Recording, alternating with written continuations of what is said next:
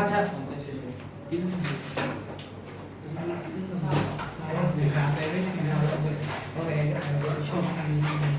দেখো আমরা পরীক্ষা দিব না, একটু জিনিসপাতি একটু বাকি আছে এখন। হ্যাঁ, কয়েকটা ম্যাথ আমাদের করানো বাকি আছে। তো যারা আগের ক্লাসগুলো পাও নাই, যারা আজকে নতুন আসছো, তোমরা গ্রুপে অ্যাড হয়ে গেলে গত ক্লাসগুলো রেকর্ডিং তোমরা পেয়ে যাবে আর কি। ঠিক আছে, কারণ এই টপিকটা খুবই ইম্পর্টেন্ট, পরীক্ষায় আসবেই আসবে এটা থেকে। ঠিক আছে, তো আমরা যে টপিকটা পড়তেছিলাম সেটা হচ্ছে আর্কিমিডিসের নীতির আমরা কিছু ম্যাথ করতেছিলাম, তাই না? গত ক্লাসে কিছু ম্যাথ করছি, আমাদের আরো কিছু ম্যাথ বাকি আছে। হ্যাঁ, কিছু ম্যাথ আছে, সেগুলো আমাদের একটু করতে হবে। যেমন আমরা একটা বোর্ডের কোশ্চেন করব, লেখো সবাই কোশ্চেন লেখো সবাই।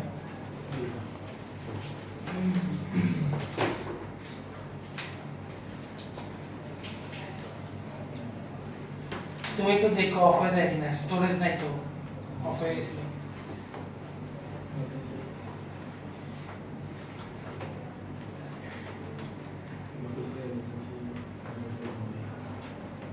আচ্ছা দেখো কোশ্চেনে সবাই লেখো আমার সাথে সাথে।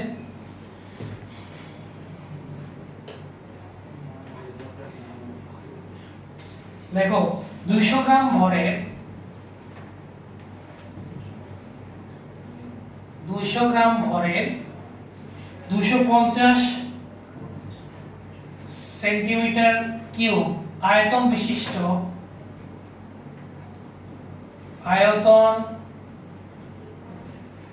বিশিষ্ট একটি বলকে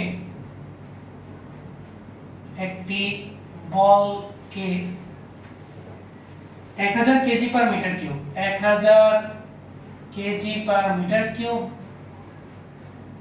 ঘনত্ব বিশিষ্ট পুকুরের পানিতে ফেলে দেওয়া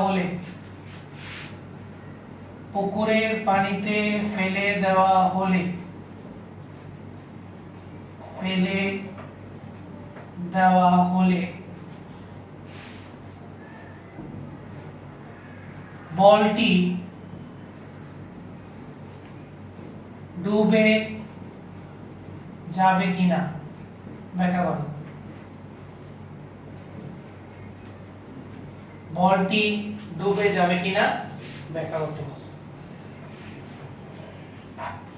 করো তো, নিজেরা করো। 2 ক্লাস ধরে তো এটাই করাইতেছে, পারা উচিত। 2 ক্লাস না 3 ক্লাস ধরে তো এগুলো করাইতেছে।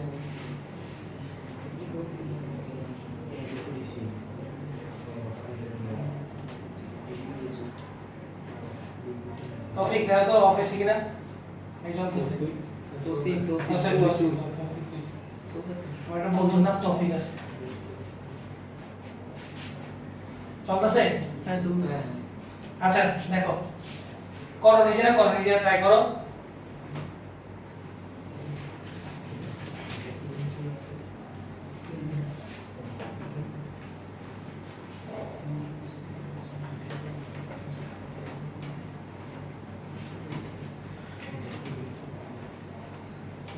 আচ্ছা আমি একটু ইয়াগুলো কনসেপ্টটা বলে দিই, আমরা কি পড়ছিলাম।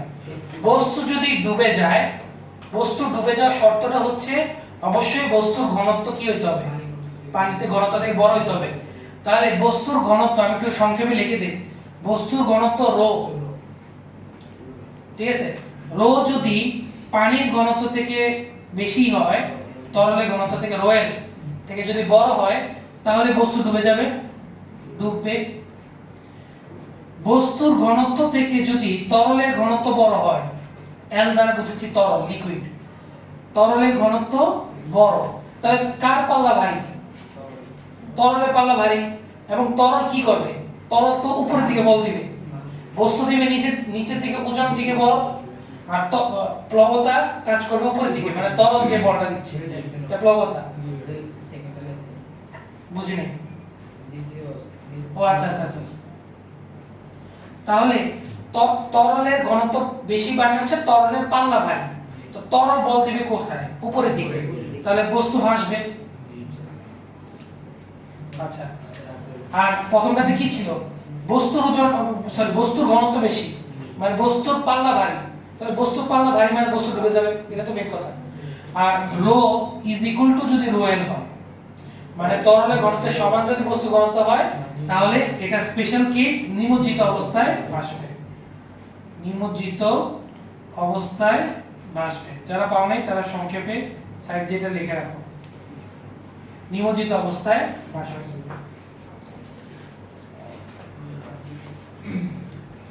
রোয়েল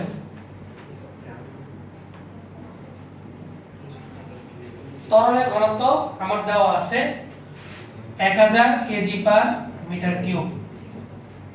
আমার কিসের ঘনত্ব বের করতে হবে বলো? তরলের ঘনত্ব, পানির ঘনত্ব দেওয়া আছে, কিসের ঘনত্ব বের করতে হবে?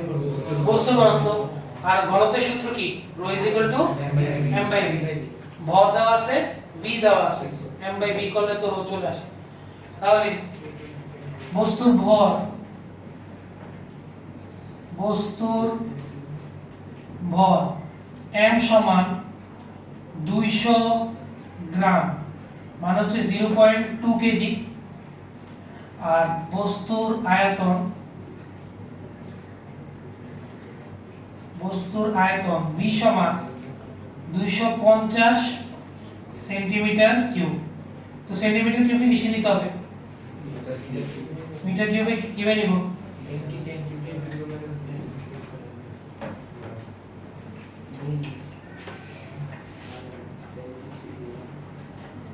10⁻⁶ মিটার কিউব। তাহলে সুতরাং বস্তুর ঘনত্ব চলে আসবে আমার, বস্তুর ঘনত্ব রো সমান m বাই v। m এর মান কত আসছে? 0.2, আর v এর মান আসছে 250 * 10⁻⁶ কেজি পার মিটার কিউব। কত আসে না দেখো তো? 800 কেজি পার মিটার। তো কোনটা বড়? কার পাল্লা ভারী? পানি। তো পানির পাল্লা যদি ভারী হয় তাহলে বস্তু কি হবে? ভাসবে। তাহলে বস্তু কি ডুববে? না। তাহলে সুতরাং রো লেস দেন লো এল, সুতরাং বস্তুটি ভাসবে, ডুববে না। না বুঝলে ভাইকে বলো কোন জায়গায় বুঝো না।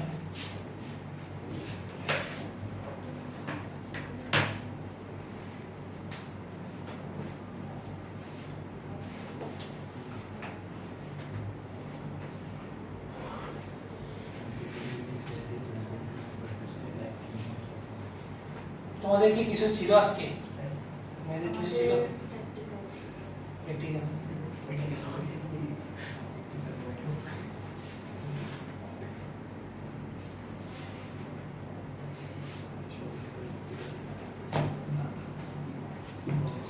তুলো, না বুঝলে ভাইকে বলো।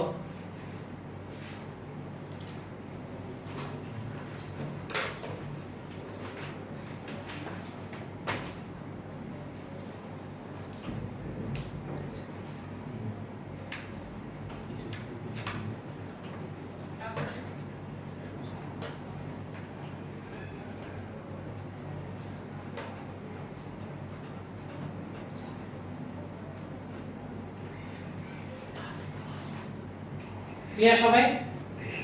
সমস্যা আছে না? তাহলে আমরা এবার বইটার একটা ম্যাথ করব, ঠিক আছে? দেখি আমরা পারি কিনা। বইটা একটা ম্যাথ করব, এবং এটা হচ্ছে বইয়ের 22-23 শিক্ষাবর্ষে একটা ম্যাথ আসছিল। 22-23 শিক্ষাবর্ষ হচ্ছে আমার শিক্ষাবর্ষ, মানে ভাইয়া যে বছর পরীক্ষা দিচ্ছে। দেখো পারো কিনা, চেষ্টা করো, যে পারবে তার পুরস্কার আছে।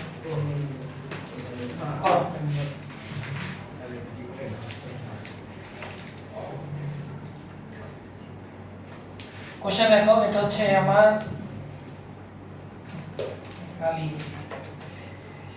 বইয়ের 22-23।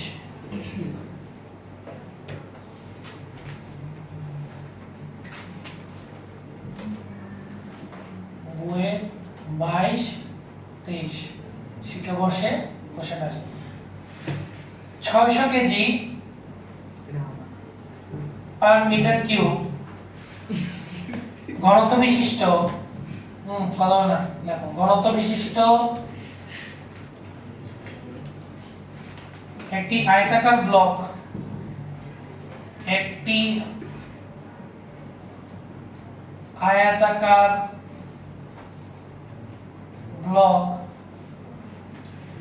1000 kg per metre cube 1000 kg per metre cube ঘনত্ব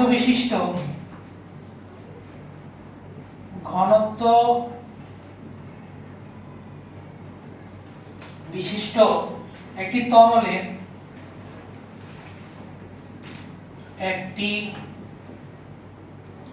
তরলে কিছুটা গভীর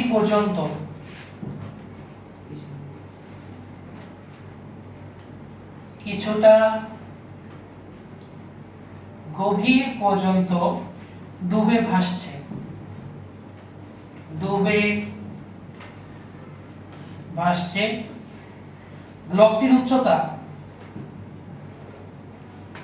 ব্লকটির উচ্চতা হাইট দেওয়া আছে 8 সেন্টিমিটার ব্লকটি কত গভীরতা পর্যন্ত ডুবেছিল ব্লকটি বা আমরা চাইলে এক নম্বর দিয়ে লিখতে পারি ব্লকটি কত গভীরতা পর্যন্ত ডুবেছিল 2 নাম্বার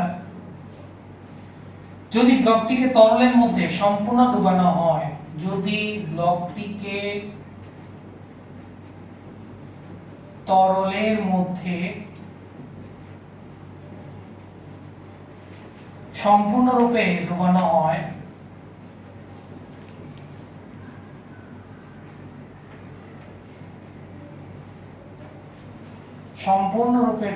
হয় তাহলে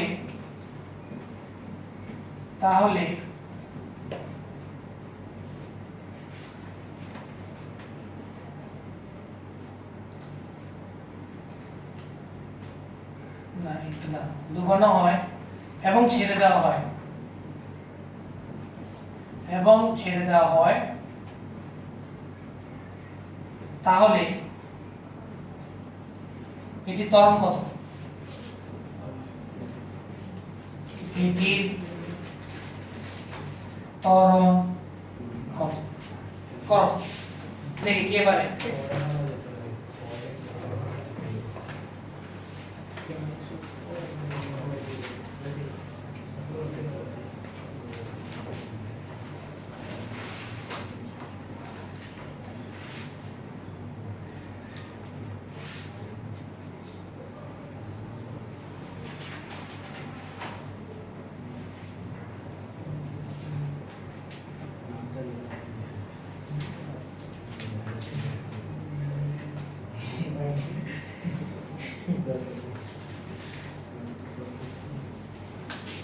যারা ক্লাস পাইছো তারা চেষ্টা করো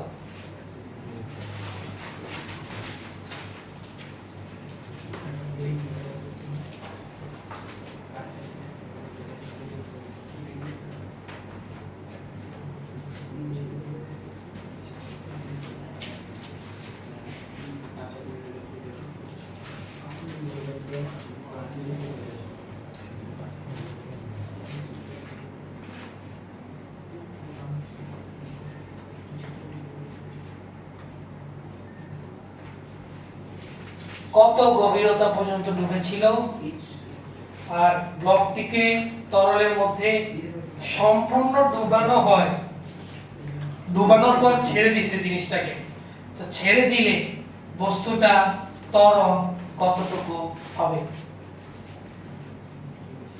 এটা যখন ব্যয়ের পরীক্ষা আসছে তো তোমাদের একটু বলি হ্যাঁ বইতে তোমার কমপক্ষে 20 থেকে 25 পেজের কোশ্চেন হয় ঠিক আছে প্রত্যেক পেজে দুইটা দুইটা করে কোশ্চেন অর্থাৎ তোমার বক্স করা থাকে ঠিক আছে তোমার উপরে মনে করো এটা যদি একটা পেজ হয় হ্যাঁ পেজটা কিন্তু তোমাদের নরমাল A4 সাইজের পেজ না তোমরা লিগ্যাল পেজ দেখছো লিগ্যাল সাইজের পেজ যারা মনে করো ইয়া তোমরা তো বোর্ড পরীক্ষা দাও না এখন, বোর্ড পরীক্ষার কোশ্চেন দেখলে বুঝতে পারবে, বোর্ড পরীক্ষার কোশ্চেন লিগেল পেজ হবে, অনেক বড় পেজ। তো এই বড় পেজে দুইটা কোশ্চেন থাকে বক্স আকারে, এবং বক্সের বাইরে কিছু লেখা যাবে না, যতটুকু জায়গা দিবে ওই জায়গার মধ্যে আনসার করতে হবে, ঠিক আছে? তো এইভাবে করে মোট টোটাল 40টা কোশ্চেন। তো 40টা কোশ্চেন যদি দুইটা পেজে করে থাকে তাহলে টোটাল কয় পেজ হয়? 20। তাহলে আমার 20 পেজের কোশ্চেন, ঠিক আছে? তো আমাদের পরীক্ষা শুরু হওয়ার 10 মিনিট আগে আমাদের ওই যে খাতাটা দিয়ে দেয় আর কি, খাতার মধ্যে কোশ্চেন লেখা থাকে, ওটার মধ্যে আনসার। তো আমাদের টাইম দেয় 10 মিনিট কোশ্চেনগুলো দেখার জন্য। তো কোশ্চেনগুলো দেখতে দেখতে এই কোশ্চেন আসছে চোখে, ঠিক আছে? তো ভাইয়া সব সময় চেষ্টা করি কয়টা মিলা থাকে বইটা আনসার করতে হয়, কোন কয়টা সাবজেক্ট? 3টা, ফিজিক্স, কেমিস্ট্রি, ম্যাথ।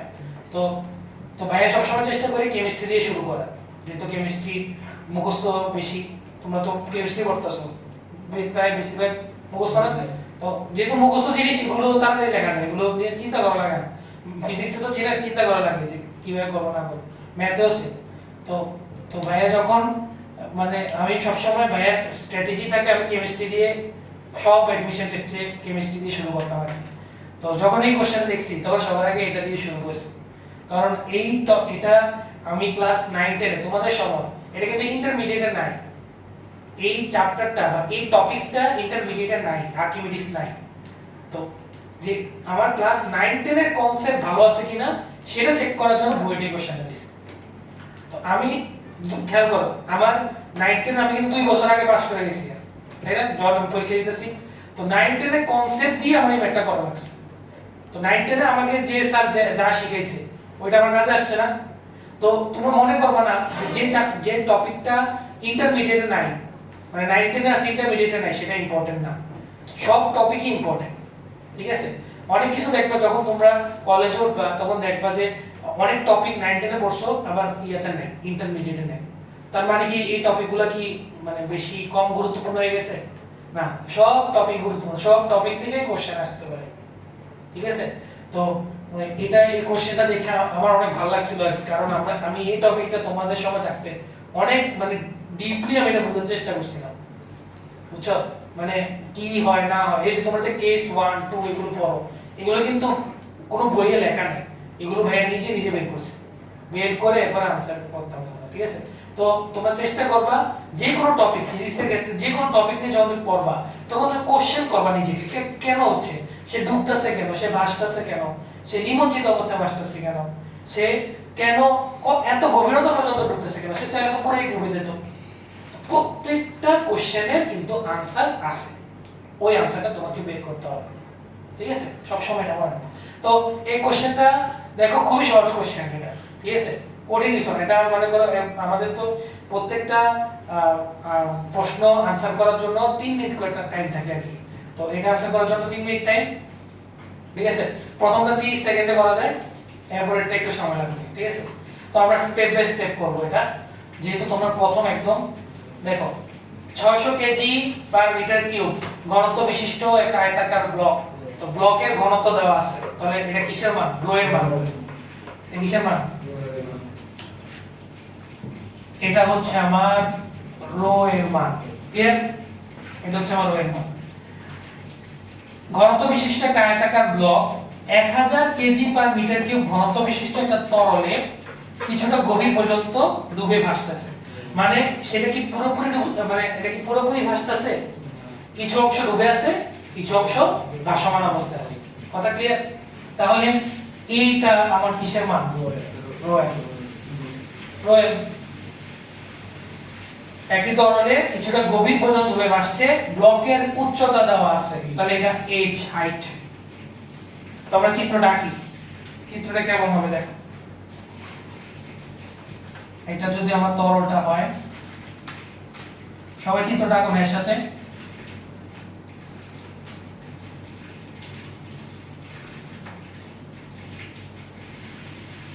এটা হচ্ছে আমার h তরল, কিছুটা গভীর পর্যন্ত ডুবে আছে, এই যে ডোরা কাটা দাম মানে কি? ডুবন্ত, আর উপরে এটা কি অংশ আছে? ভাসমান। কিছুটা গভীর পর্যন্ত ডুবে আছে, কতটুকু ডুবছে সেটা বের করতে বলছে, কত গভীরতা পর্যন্ত, মানে কোনটা বের করতে বলছে আমার, এই অংশটা বের করতে বলনি, এটাকে h1 বলি, h1 বের করতে বলছি না, না বুঝলে না এটা বলো। ব্লকের উচ্চতা দেওয়া আছে h, h এর মান কত, 8 সেন্টিমিটার, কত গভীরতা পর্যন্ত ডুবে আছে, তাহলে আমাকে বের করতে বলছে h1। কথা ক্লিয়ার? আচ্ছা, বস্তুর ঘনত্ব রো সমান 600 কেজি পার মিটার কিউব,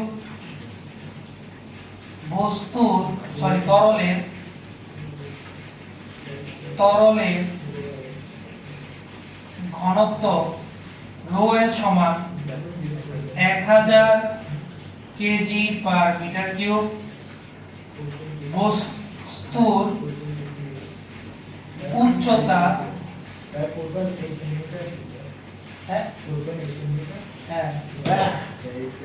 একটা তো এসে বস্তুর উচ্চতা h হচ্ছে কত, 8 সেন্টিমিটার। তো তোমাকে বের করতে কি বলছে, h1। আচ্ছা, বস্তুর আয়তনকে আমরা ধরি হচ্ছে v, আমরা 1 নাম্বার করতেছি, 1 নাম্বার।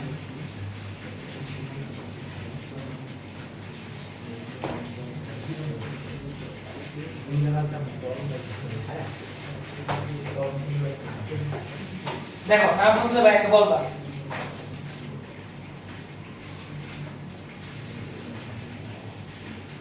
বস্তুর উচ্চতা 8 সেন্টিমিটার, বস্তুর আয়তন হচ্ছে v।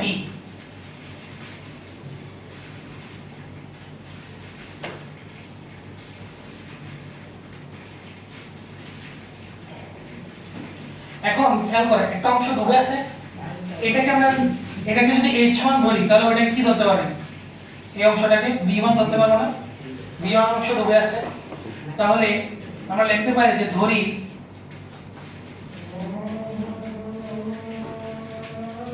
বস্তুর v1 অংশ নিমজ্জিত,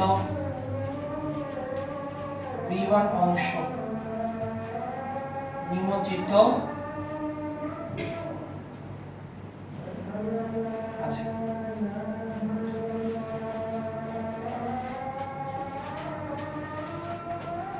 পাজলটা শেষ না,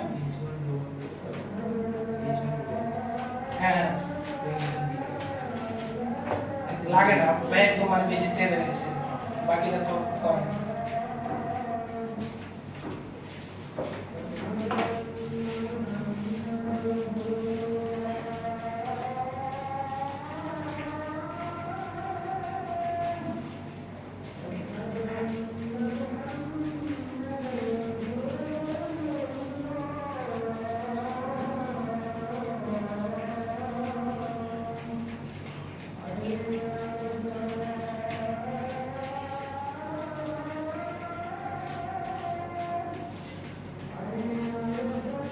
দেখো সমস্যা আছে কিনা, দেখো বস্তুর v1 অংশ নিমজ্জিত আছে,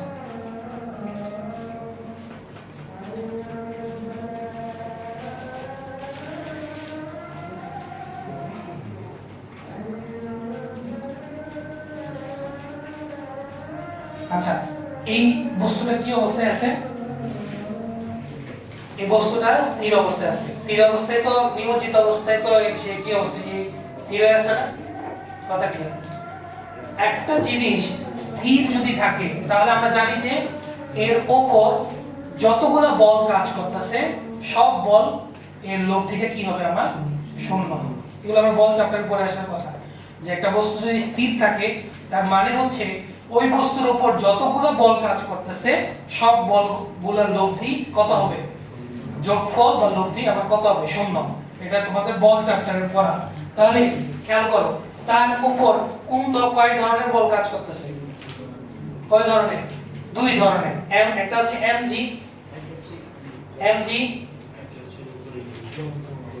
আর আরেকটা কাজ করতেছে প্লবতা। ওই যে একটা বস্তু দিবে, বল, আর প্লবতা ইউ, এটা কে দিবে? পানি দিবে, তরল। এখন খেয়াল করো, দুইটা যেহেতু সমান, তো এই কারণে তো স্থির আছে, নাহলে তো স্থির থাকতো না। কথা বল। তাহলে আমরা এখানে ভাসমান হওয়ার শর্তটা ইউজ করতে পারি না? ভাসমান হওয়ার শর্তটা কি ছিল? mg u। তাহলে ভাসমান হওয়ার শর্ত,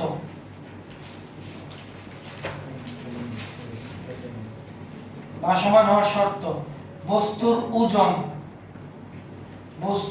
ওজন সমান প্লবতা।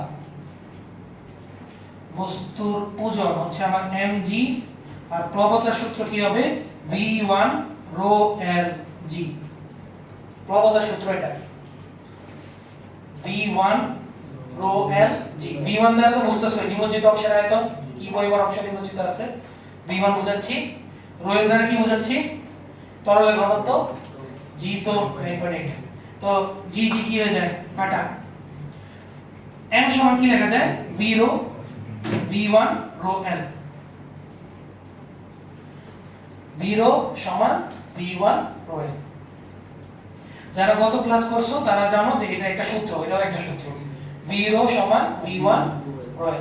এটাকে চাইলে আবার ভাঙানো যায়, তাই না? আয়তন সমান কি লেখা যায়? এরিয়া ইনটু ক্ষেত্রফল ইনটু উচ্চতা। তাহলে এটাকে আরো ভাঙাই, a h rho equal to a, এটা কি হবে? h1 rho l। নিমজ্জিত অংশের আয়তন, a কাটা। ভাই একটু পাশে করি, হ্যাঁ। তাহলে আমরা সূত্র পাচ্ছি h rho equal to h1 rho l। এটাও একটা সূত্র, এটাও কিন্তু একটা সূত্র। শোনো, ডাইরেক্ট করবা যখন বইটা পরীক্ষা দিবা, কলেজ স্কুলে পরীক্ষা যখন দিবা তখন পুরোটাই করতে হবে, ঠিক আছে? ডাইরেক্ট তো এটা সূত্রই, ডাইরেক্ট সূত্র দিলে নাম্বার এটা দিবে, ঠিক আছে? ডাইরেক্ট করা যাবে না, এটা কইরে আসতে হবে পুরোটা। তো h এর মান কত দেওয়া? 8 সেমি। তাহলে 8 সেমি রাখি এটাকে, ইনটু রো কত? 600 সমান h1 বের করব, আর রো হলো 1000। তাহলে h1 কত আসে বলো? 4.8 সেমি। এটাই আছে।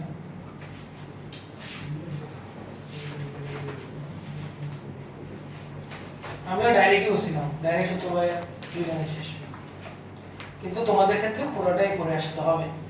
কে বোঝো নাই বলো? তাহলে কত সেন্টিমিটার পর্যন্ত ডুবেছিল? 4.8 সেন্টিমিটার পর্যন্ত। আর বাকি অংশ তাহলে কি হয়েছে? টোটাল যদি 8 হয়, 4.8 সেন্টিমিটার যদি ডুবে, তাহলে 8 - 4.8, তাহলে 3.2 সেন্টিমিটার এটা বেশি আছে উপরে। কথা ক্লিয়ার? চলো সবাই চলো, না বুঝতে পারবে।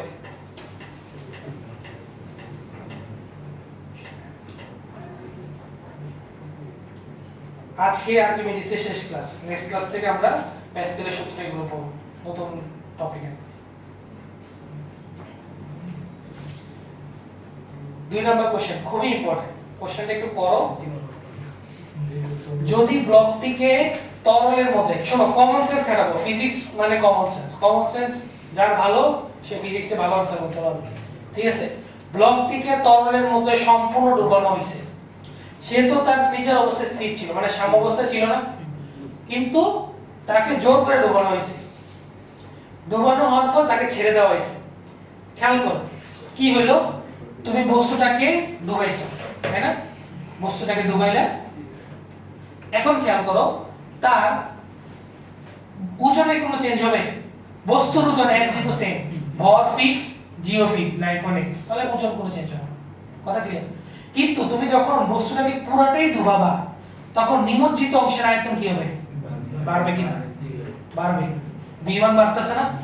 পুরোটাই ডুববে মানে v1 এই v এর সমান, বস্তুর আয়তন সমান হয়ে যাবে, মানে বাড়বে। তো বাড়লে প্লবতা বাড়বে নাকি কমবে? প্লবতা বাড়বে। তাহলে খেয়াল করো একটা ইমব্যালেন্স হয়ে গেছে না? আগে mg আর প্লবতা সেম ছিল, কিন্তু যখন পুরোটাই ডুবানো হয়ে গেছে, তাহলে প্লবতার মান বেড়ে গেছে, mg কিন্তু mg জায়গায় আছে। তাহলে খেয়াল করো mg কোন ডাইরেকশনে কাজ করে? উপরে। mg কাজ করে নিচে, তো কার পাল্লা ভারী হয়ে গেল? প্লবতার পাল্লা ভারী হয়ে গেছে না? তাহলে যখন ছেড়ে দিবা তখন বস্তুটা আবার কই উপরে উঠে আসবে না? কমন সেন্স ব্যাপার, যেখানে ছিল নিচে ডুবাইছিলা, ডুবাইছে আবার আগের অবস্থানে ফিরে আসবে, তাহলে উপরের দিকে। তাহলে উপরের দিকে যদি ফিরে আসে তাহলে ত্বরণ উপরের দিকে হবে। ত্বরণ উপরের দিকে মানে কি? লব্ধি বল কোন ডাইরেকশনে কাজ করবে? এফ নেট, এফ নেট কাজ করবে উপরের দিকে। তো এফ নেট বের করব, দেন এখান থেকে ত্বরণ বের করব, শেষ, ম্যাথ তো শেষ। করেন বেশি না বুঝলে ভাইকে বলো, আমরা ম্যাথটা করি, ম্যাথটা করলে আশা করি আমাদের এটা ক্লিয়ার। আমি আবার বলি, এই অবস্থানে mgu সমান, এটা তো হচ্ছে সমান দেখিয়ে তো 4.8 আসছে। আচ্ছা, এবার এটাকে ডুবানো হয়েছে। তো ডুবানো হইলে প্লবতা খেয়াল করো, mg তো ফিক্সড, mg তো কোনো চেঞ্জই নাই। তো কিন্তু v1 আমার বাড়বে অবশ্যই, নিমজ্জিত অংশ বেশি আসবে। তো প্লবতা আমার কি হবে? বেশি হবে না? প্লবতা কোন ডাইরেকশনে কাজ করে? এই যে u উপরে কাজ করতেছে, তাহলে u এর পাল্লা ভারী হয়ে গেল না? তো মনে রাখবা, যার পাল্লা ভারী লব্ধি বলের ডাইরেকশন ওই দিকে হবে। তো যেহেতু প্লবতার পাল্লা ভারী, তাহলে প্লবতা উপরের দিকে কাজ করতেছে, লব্ধি বল উপরে কাজ করবে, ত্বরণও উপরেই যাবে। তাহলে u কে আমরা কি ধরবো? পজিটিভ ডাইরেকশন ধরবো, যেহেতু লব্ধি ডাইরেকশন উপরে, আর mg কে আমরা কি ধরবো? Negative direction. শেষ, ম্যাথ শেষ। তাহলে সুতরাং 2 নাম্বার, বস্তুটিকে সম্পূর্ণভাবে ডুবানো হলে, সম্পূর্ণভাবে ডুবানো হলে লব্ধি বল F net সমান প্লবতা কি u মাইনাস mg, বা F net u মানে কত হবে? v1 rho l g minus mg মানে কত? v rho g। এই rho l দ্বারা কি বোঝায়? rho দ্বারা কি বোঝায়? v1 দ্বারা কি বোঝায়? v দ্বারা কি বোঝায়? এগুলো মুখস্থ, এগুলো যাতে বারবার না লেখা লাগে। তো খেয়াল করো, যেহেতু সম্পূর্ণরূপে ডুবাইছে, তাহলে বস্তুর আয়তন আর নিমজ্জিত অংশের আয়তন সেম সমান। তাহলে খেয়াল করো, v সমান v1 আমরা লিখতে পারি সাইডে।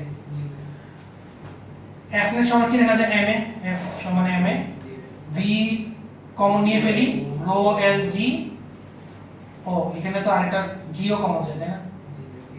তাহলে rho l মাইনাস rho। আবার m সমান কি লেখা যায় বলো তো? v rho, m সমান v rho, v rho a সমান vg rho l minus rho। তো vv কি হয়ে যায়? কাটাকাটি। তো এখানে এবার বের করা যাবে কিনা এর মান? এর মান হচ্ছে rho l minus rho into g divided by rho। তো মান বসে দাও, rho l এর মান কত? 1000, rho এর মান 600 ডিভাইডেড বাই 600 ইনটু 9.8 কত আসে দেখো?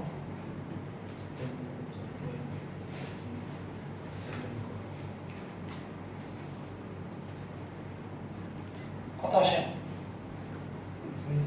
6.53 মিটার পার সেকেন্ড। বইটার ম্যাথ বেশি কঠিন?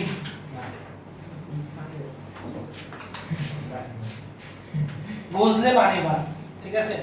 কনসেপ্ট ভালো করে বুঝলে খুবই সহজ হয়, ঠিক আছে?